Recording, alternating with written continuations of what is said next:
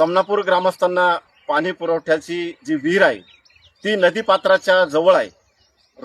पाणी नदीला ज्यावेळेस रोटेशन येतं त्यावेळेस 4-5 दिवस आपल्याला बऱ्यापैकी पाणी मिळतं, परंतु रोटेशन बंद झाल्यानंतर नदीच्या जवळपास अक्षरशः गटाराचं पाणी संगमनेर नगरपालिकेने सोडलेलं अत्यंत लाल पाणी या नदीपात्रामध्ये येऊन साठतं आणि हे नदीच्या जवळ साठतं, या विहिरीच्या जवळ साठतं. त्यामुळे हेच पाणी समनापूर ग्रामस्थांना पाणी पुरवठा विहिरीच्या माध्यमातून मिळत असतं. त्याचा दुष्परिणाम असा आहे की लोक आजारी पडण्याचं प्रमाण वाढलेलं आहे. लहान लहान मुलं सुद्धा हे दूषित पाणी पिल्यामुळं आज औषधोपचार घेत आहे, दवाखान्यात ऍडमिट आहे. तर मी या निमित्तानं एक विनंती करतो, नगरपालिकेला विनंती करतो की आपण जे नदीपात्रामध्ये पाणी सोडता त्याचा आपण बंदोबस्त करावा. अन्यथा आज संगमनेर तालुक्याचे दमदार आमदार अमोलभाऊ खताळ यांनी सुद्धा यामध्ये विशेष लक्ष द्यावं.